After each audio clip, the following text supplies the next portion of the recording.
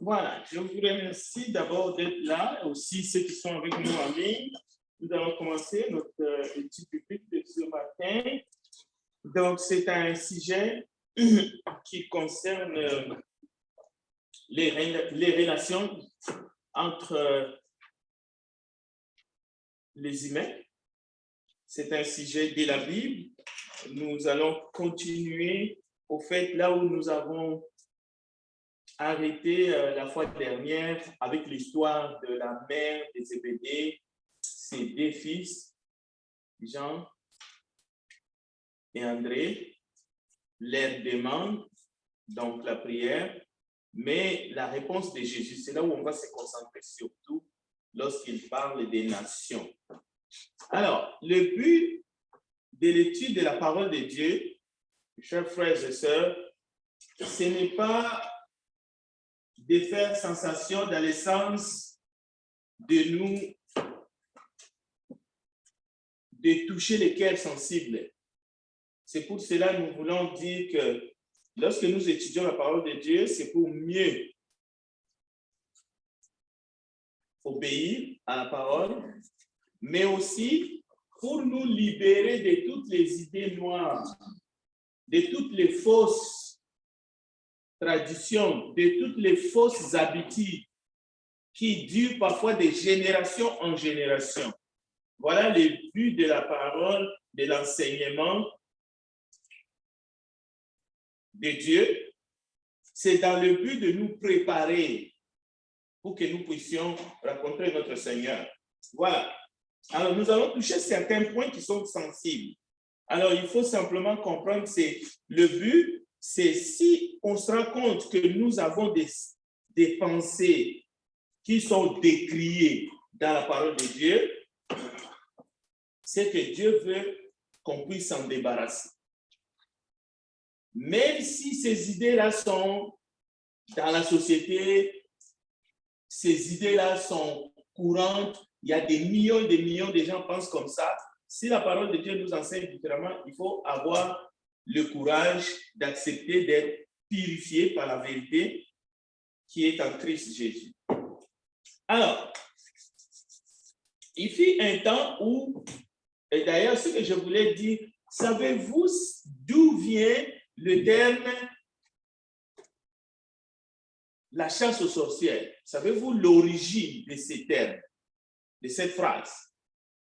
Alors, je veux vous rappeler, je sais que on peut entendre quelque chose, mais sans savoir l'origine, la source. Bien sûr, on sait, il y en a qui savent que ça a eu lieu, mais d'autres peuvent en douter. Ça n'a jamais eu lieu, c'est juste c'est comme, c'est un énigme.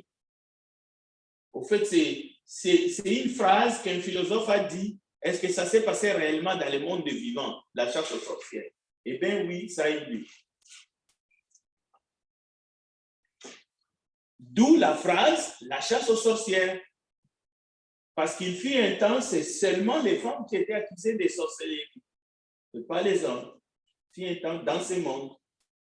Évidemment, il y a eu un temps où cette chasse aux sorcières était une réalité. Par exemple, au Moyen-Âge, il y a quelque temps, j'ai été questionné devant tout le monde d'un personnage qui s'appelait Lilith. Est-ce que ce personnage fait partie de la mythologie, c'est-à-dire ce personnage n'a jamais existé? Voici un exemple. Donc, je ne reviens pas dessus, mais l'étude de ce matin me permet de parler de Lilith, un personnage peut-être de la mythologie, je ne sais pas, grec. Bon, au Moyen-Âge, la sorcière, la première sorcière était considérée comme étant la femme d'Adam. Et cette femme-là, on l'appelait Lilith, symbole du mal. Écoutez bien, au Moyen-Âge, ça fait des siècles passés. Alors, le symbole du mal, ce n'était pas le diable, le symbole du mal était la femme d'Adam, Lilith. Alors, au XIIIe siècle, en 1326, sous le pape Jean XXII. La sorcellerie était passible du bûcher, c'est-à-dire la sanction. Lorsqu'on attrapait un sorcier ou une sorcière, il fallait qu'il soit brûlé vif. C'est ça qu'on appelle bûcher. Alors, pour comprendre les termes de la chasse aux sorcières, il faut comprendre qu'à cette époque-là, si on prend 50 à 100 000 victimes qui ont été accusées de la sorcellerie et qui devraient passer au bûcher, c'est-à-dire qui ont été brûlés vifs, on estime que 80% des personnes condamnées au bûcher pour sorcellerie sont des femmes. Donc, vous voyez, donc si vous avez 100 personnes, 80 sont des femmes. D'où la chasse aux sorcières. Et le 20%, c'est juste des hommes qui étaient soit malades mentales, ainsi de suite. Des choses comme ça. Ou peut-être des hommes comme des prêtres, mais qui ont fauté, mais gravement. Alors, ils étaient aussi brûlés au bûcher. Donc, c'était des hommes sensés, mais qui ont commis des fautes graves par rapport à l'Église. Je parle bien de l'Église catholique, universelle à l'époque. Donc, d'où les termes, la chasse aux sorcières, parce que 80% de ceux qui sont passés au bûcher étaient des femmes. Et parmi ces femmes, on trouvait des femmes qui vivaient en libertinage, de veuves. Facilement, on les accusait, sorcières, mais des célibataires, des femmes seules, et des mendiantes, et beaucoup d'autres femmes qui faisaient des choses qui étaient qualifiées tout de suite de la sorcellerie, et y passaient au bûcher. Bien. Maintenant, vous comprenez que cette attitude-là cachait quelque chose de la part de ceux qui pratiquaient la chasse aux sorcières. Nous sommes au Moyen-Âge, au XIIIe siècle.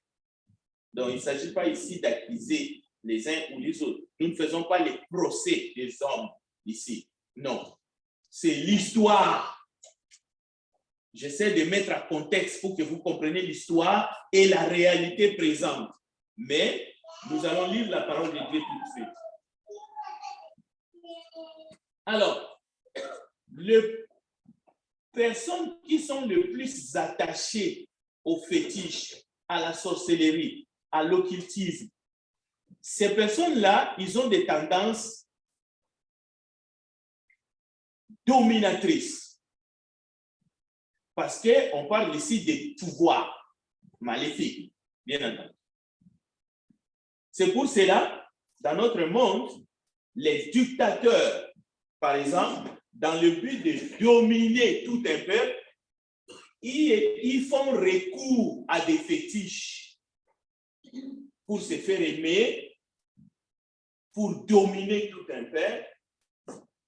Mais il y a aussi des gens, des individus, pour se faire aimer, que ce soit par une femme ou une femme pour se faire aimer par un homme, peut aussi faire recours au fétichisme dans le but de dominer l'autre personne.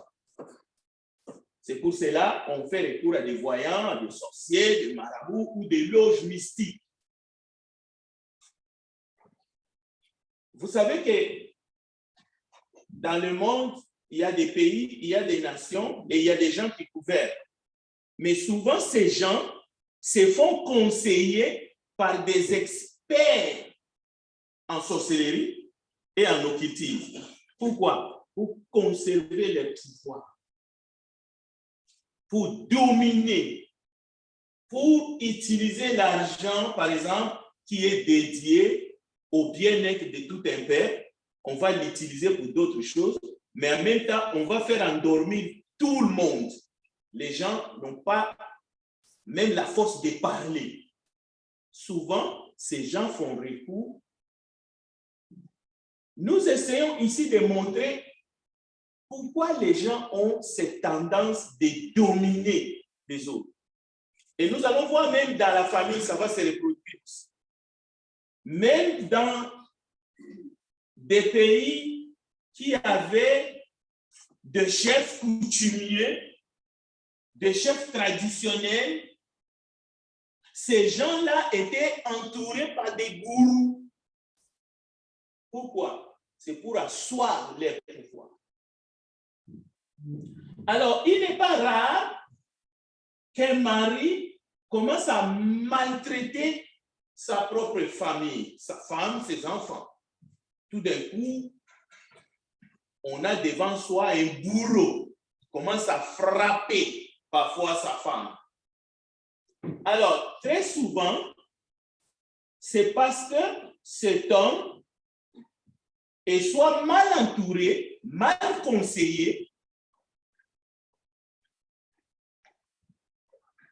ou soit il est sous influence, soit des drogues, l'alcool, des mauvais conseillers. Et il est probable qu'il fréquente des séances occultes. Il est probable, parce qu'on sait tous que la famille, on est censé vivre en harmonie, en amour. Il n'y a pas de raison tout d'un coup, au sein de la famille, quelqu'un devient intraitable. Possiblement, il est entouré par des gens qui le conseillent mal, il est sous influence des puissances occultes, ou bien c'est une personne qui fréquente ou qui est dans l'occultisme déjà. Donc, c'est le mal en soi. Mais cela est possible aussi de trouver des femmes de pouvoir qui sont aussi dans ces choses, qui sont tombées dans ces choses, qui vont essayer de prendre le dessus aussi par rapport que ce soit à leur mari ou même maltraiter leurs propres enfants parce qu'ils sont sous ces influences-là. Alors, nous allons voir aujourd'hui la domination en tant que doctrine du diable. Je viens de faire une petite introduction, vous avez compris. Et nous n'allons pas occulter les sujets parce que nous allons voir comment est-ce qu'on a endossé cette fausse doctrine au livre de la Genèse, à ce qui s'est passé dans les livres des origines, la Genèse. Alors, dans notre texte de Matthieu chapitre 20, versets 20 à 28, cherchez-les dans votre Bible. Je vais lire la partie où nous allons nous concentrer dans l'étude de ce matin. Les 10 autres qui avaient entendu la demande de la mère de Zébédée pour que ses enfants soient élevés en dignité, l'un s'assoit à droite, l'autre à gauche du Seigneur Jésus. Les 10 autres qui avaient entendu, nous sommes à Matthieu 20, 20 à 28, s'indignèrent contre les deux frères. Jésus appela et dit, c'est ici que l'étude commence. Jésus les appela et dit, voici les paroles de Jésus et on va se baser sur ces paroles pour comprendre notre étude de ce matin. Vous le savez, les chefs des nations, vous voyez, je ne suis pas venu tout d'un coup, je commence à parler des dirigeants, des chefs, des présidents, je vous ai parlé ici des chefs traditionnels. Je ne l'ai pas sorti de ma poche.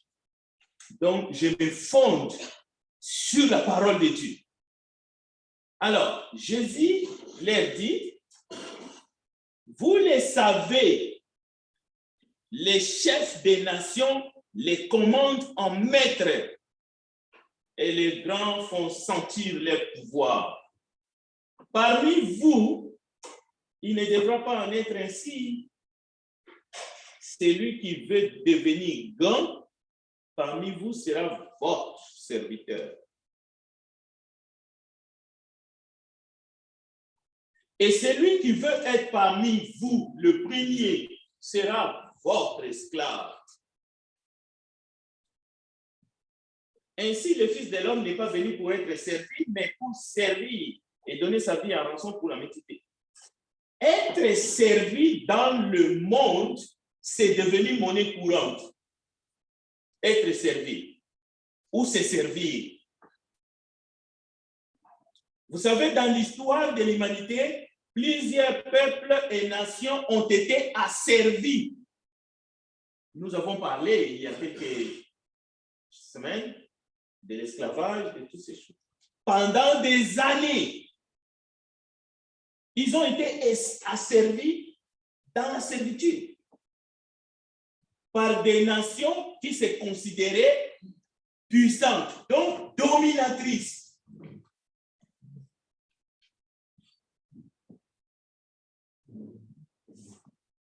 Et cela continue jusqu'à aujourd'hui.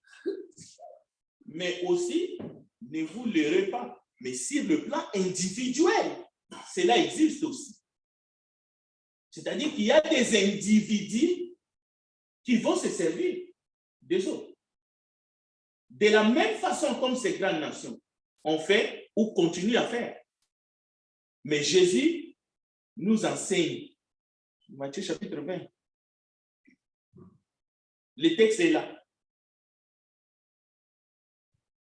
Jésus nous demande de servir.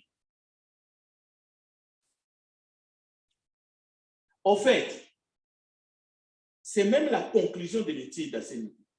Jésus nous demande de nous humilier et non de dominer.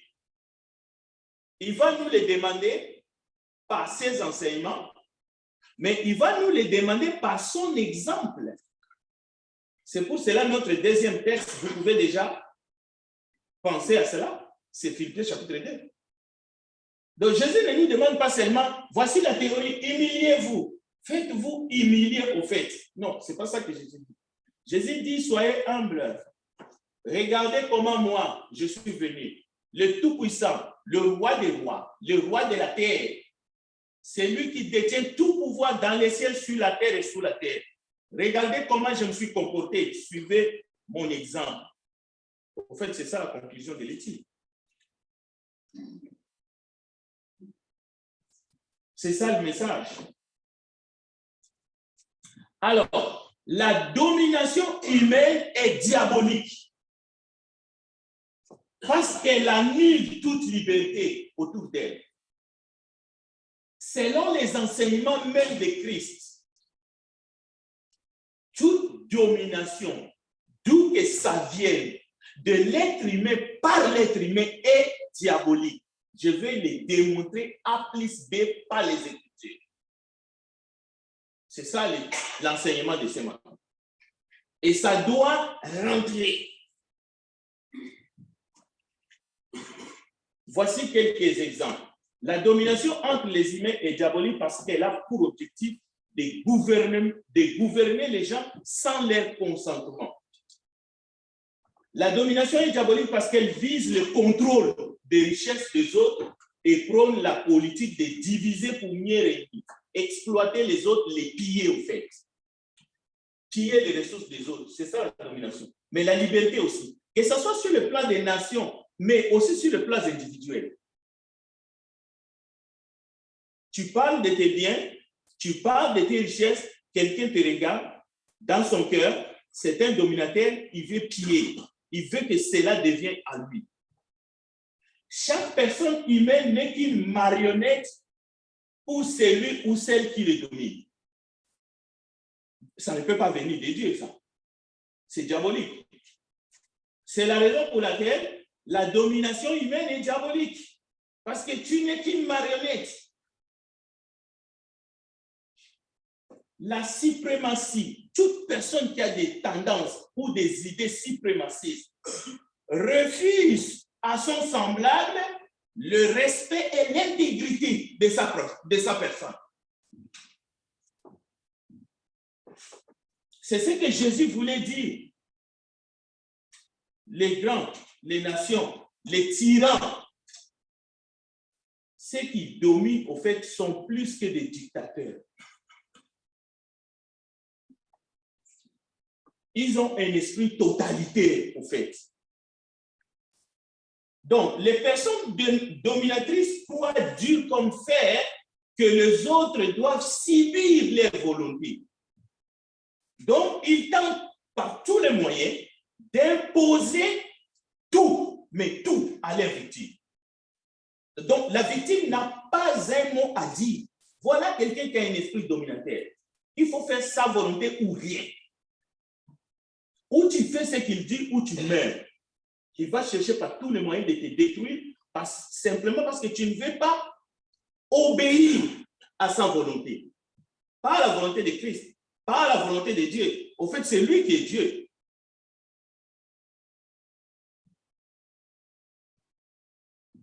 La liberté des paroles, par exemple, la liberté de culte,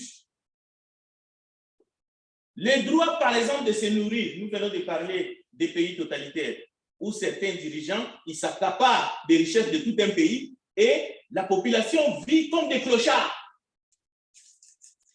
Avoir un toit, c'est un droit. Se soigner dérange les dictateurs et les personnes dominatrices. Il faut que les autres, il faut qu'ils voient les autres souffrir. Lui, il est content. Au fait, là où il y a quelqu'un qui domine, il veut voir les êtres humains souffrir, même des maladies, comme des épidémies. La famine, mais c'est une maladie, la famine. Lorsque tout un peuple est dominé, les dominateurs, lui, il est content de voir les gens manquer du pain, même de l'eau potable. Ceux qui dominent les autres ici-bas, sur terre, réclament une soumission totale de leurs marionnettes et leurs valets. Parce que dès que les gens veulent réclamer leurs droits, ils envoient des camions avec de l'eau mélangée avec de l'acide et on pulvérise ici les gens. Celui qui domine dans une relation, son objectif consiste à déstabiliser l'autre, à détruire l'autre. Toute relation, même dans la relation de couple. Au fait, Jean 10 s'applique bien là où il y a une personne qui veut dominer l'autre. Parce que celui qui veut dominer l'autre, c'est un voleur. Et la parole de Dieu dit, le voleur ne vient que pour dérober, égorger et détruire. Jésus dit, moi, je suis venu pour que les brebis soient en abondance. Alors, c'est ici que je vous laisse Philippiens chapitre 2, verset 2 à 13. J'aimerais qu'un frère nous lise ces textes. Parce que si on ne les lit pas, c'est comme si on parle en l'air. Philippiens chapitre 2, verset 2 à 13. Écoutons l'enseignement du maître. Rendez ma joie parfaite, ayant un même sentiment, un même amour, une même âme, une même pensée. Ne faites rien par esprit de parti ou par peine de gloire, mais que l'humilité vous fasse regarder les autres comme étant au-dessus de vous-même. Que chacun de vous, au lieu de considérer ses propres intérêts, considère aussi ceux des autres. Ayez en vous les sentiments qui étaient en Jésus-Christ, et que l'existant en forme de Dieu n'a point regardé comme une proie à arracher d'être égal à Dieu, et s'est dépouillé lui-même en prenant une forme de serviteur, en devenant semblable aux hommes, et ayant paru comme un simple homme. Il s'est humilié lui-même, se rendant obéissant jusqu'à la mort, même jusqu'à la mort de la croix. C'est pourquoi aussi Dieu l'a souverainement élevé, lui a donné le nom qui est au-dessus de tout nom, afin qu'au nom de Jésus, tout genou fléchisse dans les cieux, sur la terre et sous la terre, et que tout homme confesse que Jésus-Christ est Seigneur à la gloire de Dieu le Père. Ainsi, mes bien-aimés, comme vous avez toujours obéi, travaillez à votre salut avec crainte et tremblement, non seulement comme en ma présence, mais bien plus encore maintenant, car je suis absent. Car c'est Dieu qui produit en vous le vouloir et le faire selon son bon. Voilà. Merci beaucoup, frère Benjamin. Dieu produit en vous le vouloir et le faire. Dieu ne produit pas en vous les désirs de dominer les autres ou de dominer l'autre, de dominer ton semblable. Non, ça ne vient pas de Dieu. Ça vient de Satan. Ça vient du diable. C'est pourquoi dans ce monde, la misère, la division, les guerres, les chaos sont des outils de Satan qu'il utilise pour bien dominer, exploiter, piller les vies humaines sur la terre. Le plus grand dominateur, c'est le diable. C'est un usurpateur de nos consciences. Alors, beaucoup d'hommes et de femmes vendent leurs âmes au diable Pourquoi? Parce qu'ils veulent la première place. Ils ont besoin du succès. Ils ont besoin de la fausse gloire. Ils ont besoin des richesses matérielles. Ils ont besoin du pouvoir. Vous savez, après cette histoire de la mère des Zébédée, si vous regardez dans les textes, Matthieu 20, tout de suite après, il y a une rivalité parmi les disciples de Jésus. Pourquoi? Ils voulaient savoir lequel d'entre eux pourrait passer pour le plus grand. Vous voyez? C'est la suite logique. Hein? Donc, c'était d'abord une demande. L'un doit s'asseoir à droite, l'autre à gauche. Mais après, pour ne pas incriminer ces enfants des Zébédée, mais parmi les disciples, tous au complet, les 12, tout d'un coup, ça leur monte dans la tête parce qu'ils voulaient savoir qui est le plus grand. Alors, Jésus revient encore pour leur dire tous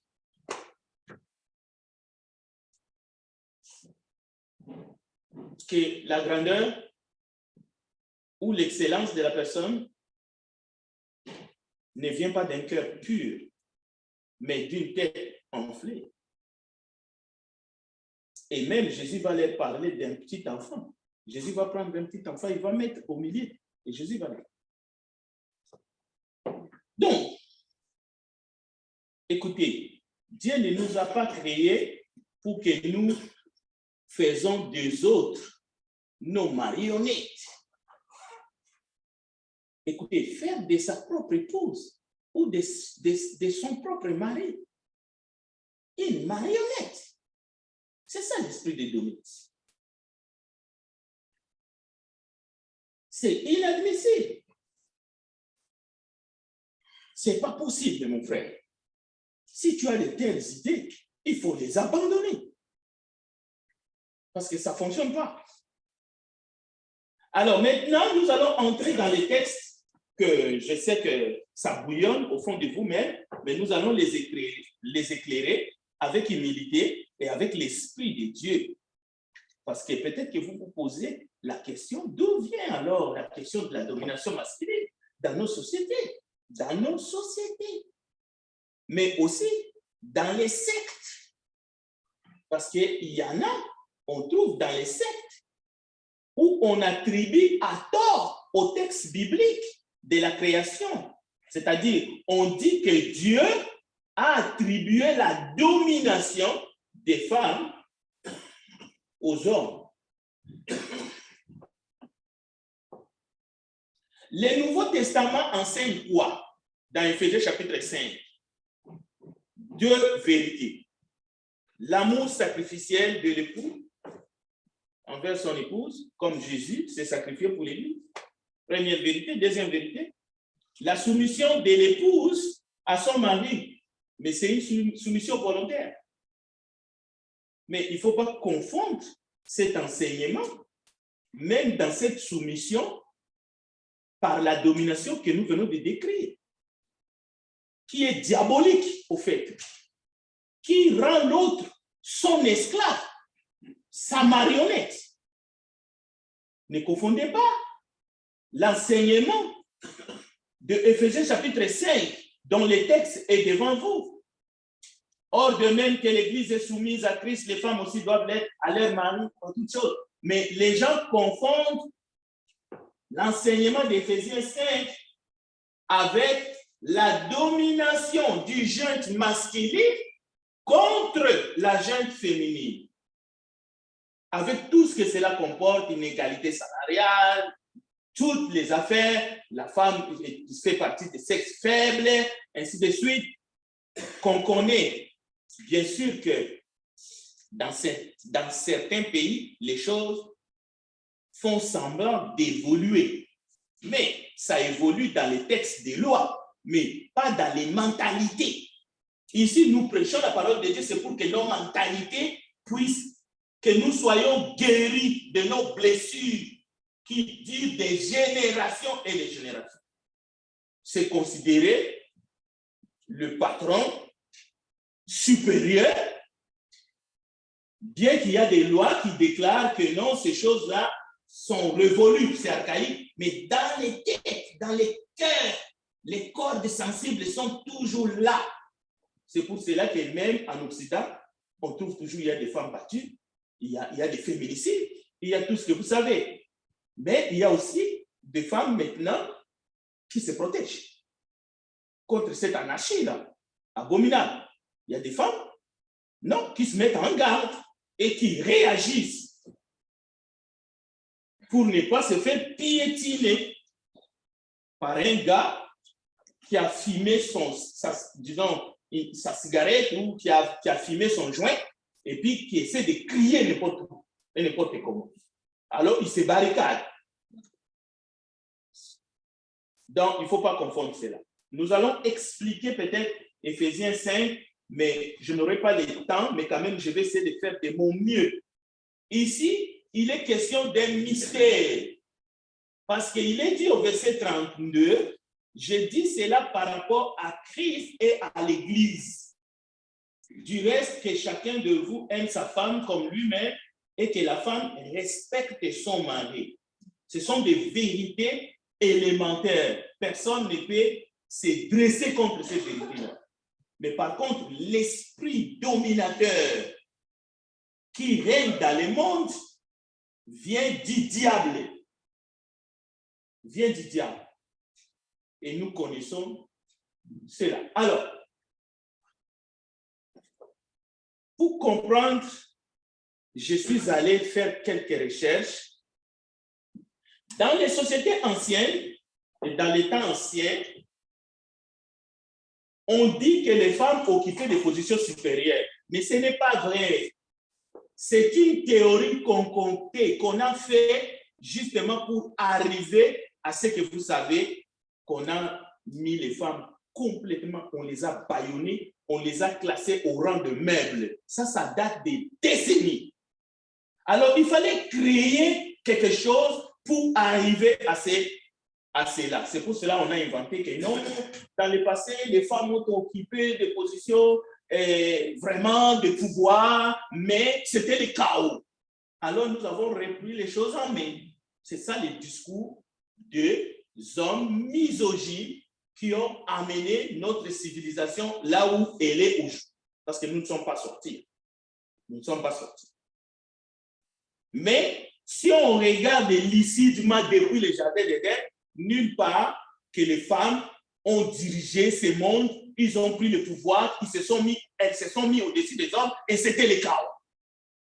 Non, parce que lorsque quelqu'un veut arriver à quelque chose, il doit tailler la part du lion. Ça n'existe pas. OK. On parle de la défaite des femmes.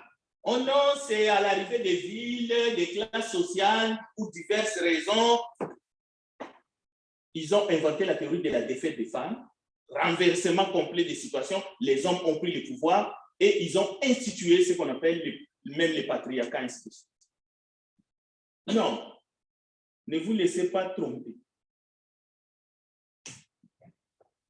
Il y a eu quelques exceptions. Par exemple, chez les Grecs, on parlait des Amazones qui ont vraiment existé. Ce sont des femmes dominatrices chez les Grecs, mais ça ne veut pas dire qu'ils avaient le pouvoir et qu'ils dirigeaient le peuple grec. Non, ce sont des exceptions. Chez les Iroquois, des Indiens, où au mariage, c'est une partie infime, c'est-à-dire l'homme allait habiter chez sa femme. Ça n'a rien à voir avec le pouvoir d'écraser les hommes à l'échelle mondiale, mais on les trouve, ainsi de suite. Je ne veux pas m'attarder là-dessus. Mais les Occidentaux, quand ils ont vu chez les Iroquois qu'au mariage, l'homme va habiter chez sa femme, ils ont extrapolé ça. Voici ce qu'ils ont appelé ça. Ils ont appelé ça, nous venons de voir ici, chez les Iroquois, c'est l'empire des femmes. Donc, il faut balayer ces idées-là. Ce qui te pousse à dominer aujourd'hui, peut-être ta femme, c'est des idées reçues. Mais pour des fausses raisons, telles que nous sommes en train de les dénoncer ce matin. Alors,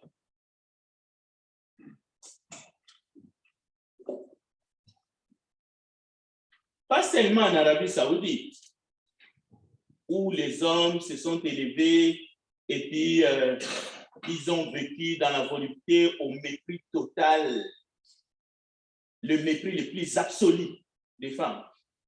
Ou si la femme voit un homme venir, il doit courir, aller se jeter dans un buisson et se cacher pour que ses regards ne croisent pas les regards de l'homme. Ça a existé. Ça a diminué un peu, mais ça existe encore. C'est-à-dire la femme doit se cacher, ne doit pas se croiser avec un homme. Les yeux de la femme ne doivent pas croiser les yeux de l'homme. D'accord? Et ces choses existaient encore il n'y a pas longtemps dans d'autres civilisations. Alors, ne dites à personne que Dieu a voulu que les hommes dominent les femmes. Ne justifiez pas la barbarie au nom de Dieu. La barbarie contre les femmes, ne les justifiez pas au nom de la parole de Dieu. Ne les justifiez pas. On a un exemple de Déborah dans les Écritures. Nous pouvons aller chercher d'autres où il a exercé la profession de juge en Israël, mais nulle part Déborah a marché sur les femmes, a enlevé les droits des femmes, des hommes, ou non. C'était selon l'Éternel qu'il a agi. Alors, c'est vraiment triste. Et je vais m'arrêter ici. Parfois, on est marié et dans certaines cultures, le mari peut battre sa femme, une femme aussi, ça arrive rarement, effectivement. Mais le problème, c'est les raisons pourquoi on agit comme ça. Parce que pour battre une personne, on trouve toujours une raison.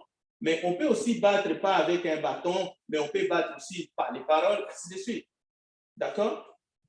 On sait que dans certaines cultures, parce que la femme a mis un peu plus du sel dans la nourriture, elle est battue. Mais plus encore, on divorce n'importe comment. Parce que la domination, ça se manifeste de plusieurs manières. L'homme croit pouvoir divorcer pour n'importe quelle raison, une femme, et aller épouser un autre. Et vice-versa.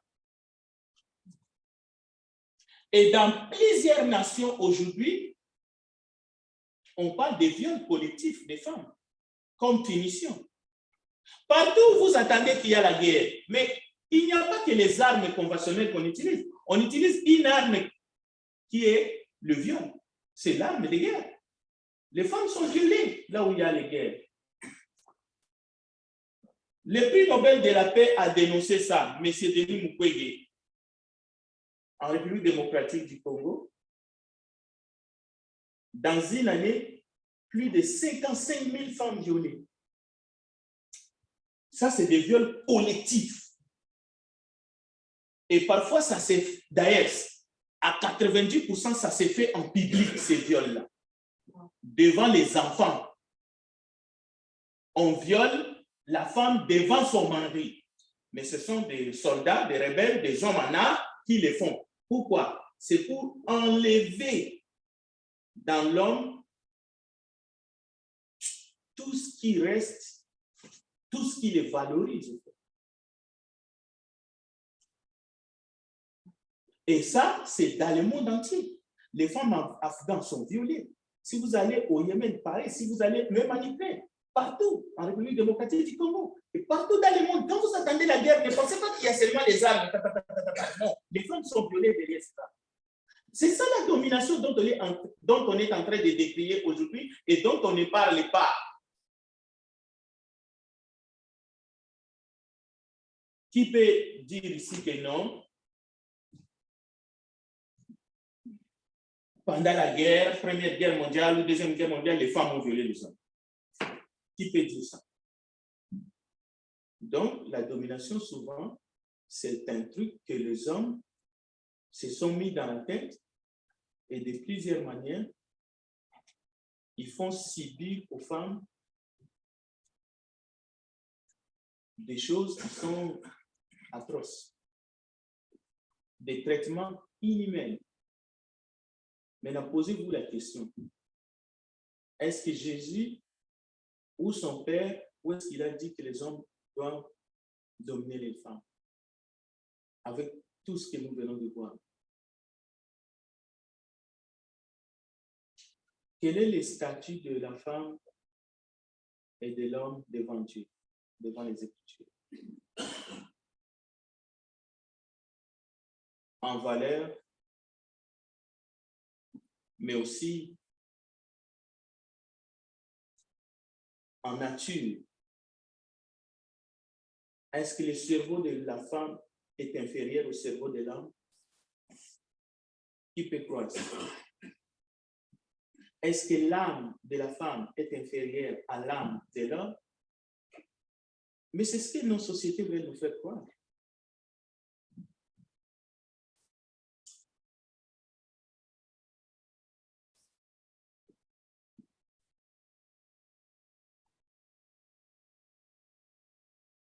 Dieu veut nous guérir de nos blessures. Mais écoutez, dans cette salle ce matin, celui qui dirige les chants ou celui qui dirige la prière, parfois le frère Andy dirige la prière, parfois Angelo dirige la prière. Ce n'est pas parce que ce frère-là dirige la prière qu'il domine l'assemblée. Parce que des fois, on confond diriger et dominer. Ça ne veut pas dire la même chose. Je ne sais pas si quelqu'un a une question. Je vais permettre au moins 2 questions et après, nous allons prier. Je n'ai pas terminé l'enseignement. Je vais continuer.